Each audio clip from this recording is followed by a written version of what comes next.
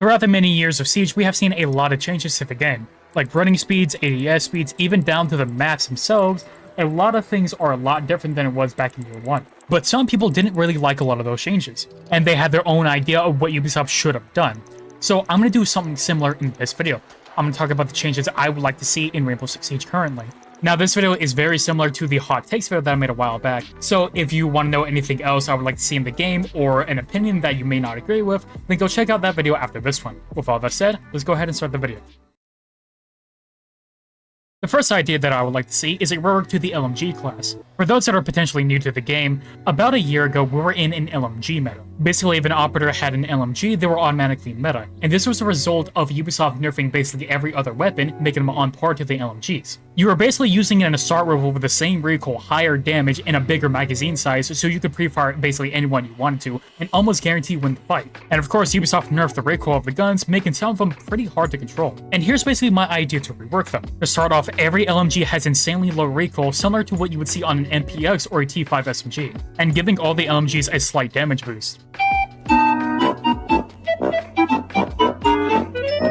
Alright, before you call the cops, let me finish my sentence first. Because of the recoil and damage buff, they will have a severe movement penalty, while also having a severe decreased ADS speed, similar to Blackbeard when he has his shield on. When you hear the name LMG, you may think of older Call of Duty games, where they were hard-hitting but incredibly slow to use. Here's another idea that I came up with, but I'm a little bit on the fence for this one. Basically keep everything else I just mentioned, but also potentially give them the same destructive capability similar to Tachanka's LMG. That part I'm not entirely sure, and it may not be exactly like Tachanka because he can make some pretty good rotates. But I came up with this idea a month or two ago, and since they reworked the shotguns this season, I think the LMGs could be a good contender for the next rework.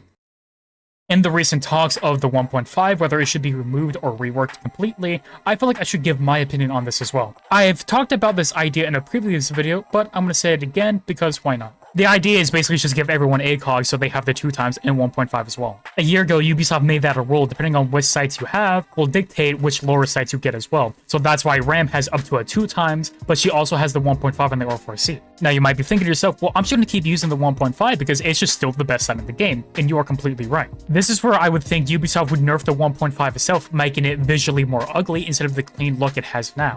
Or they could do the opposite by zooming out the 2x and 2.5 sites, making them look a little bit better and making them more competitive to the 1.5. But there's another issue with this change that you may have thought of already, and that's the fact that no one will use the 1x sites anymore. And my idea is if you use a 1x site, doesn't matter which one, you will get an increased ADS bonus. A few years ago, Ubisoft decided to nerf the angle grip by reducing its ADS speed by 20%, which is still my least favorite change that they've ever done. But if they do this change with the 1x sites, then it might make it a more competitive option, especially if you're playing a fast-paced operator like Oryx, because instead of running the 1.5 vertical grip, you could run a holographic sight and then the angle grip to have an insane ADS speed.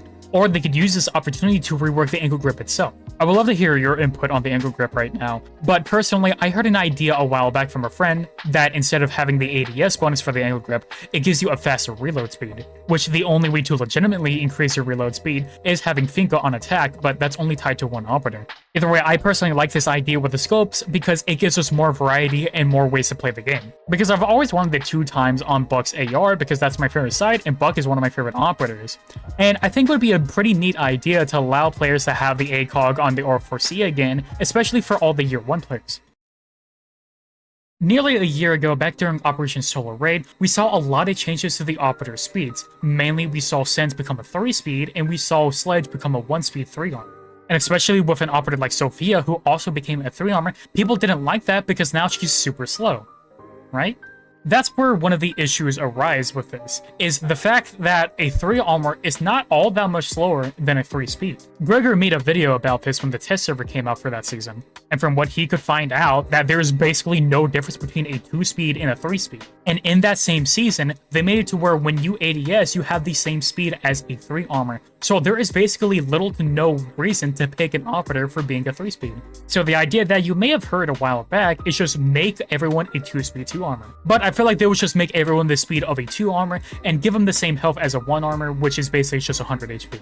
So, especially in the case for Sledge, him becoming a 3-armor was actually a buff because now he has 125 health. And because Sledge is primarily a vertical play operator, when someone tries to C4 him from below, he can tank that now.